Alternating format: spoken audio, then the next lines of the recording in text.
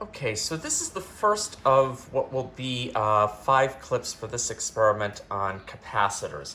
So capacitors are instruments that store charge, and so you can see what a capacitor looks like, at least on the outside. On the inside, it consists of 2 conducting sheets with an insulating space between them. And the insulator prevents the electrons moving through the circuit from jumping across, and as a result, you get a negative charge on one side, but the electrons that build up then repel electrons on the other side, so you get an equal positive charge on the other side. And so capacitors, when you put a potential difference across them, wind up storing charge. And so we're going to measure that in this experiment. But the first thing we're going to do is get more precise values for the capacitances themselves. So the capacitance is the ratio of the charge that builds up to the voltage across the capacitor. And that's a constant value. And so you'll see if you look at this, it has a nominal value of 100 microfarads. But what we're going to do is connect this to a digital multimeter.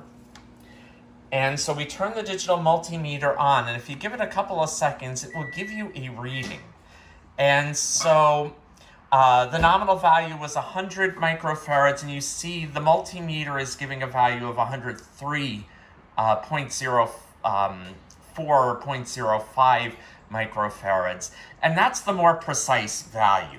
And so that's the value you're going to use in your calculations and when you do your error analysis. And so now we are going to use the second capacitor, or look at the second capacitor.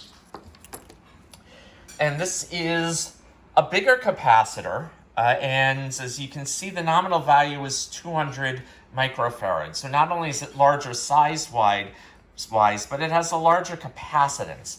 And so, again, its nominal value is 200 microfarads, but when you look at the digital multimeter, it's 203 microfarads. So again, that's the value you're going to write down for this.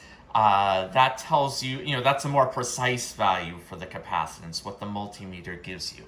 And so in the next part, we will set up with one of the capacitors in series, and I'll show you how to measure the charge going across that as it varies with voltage.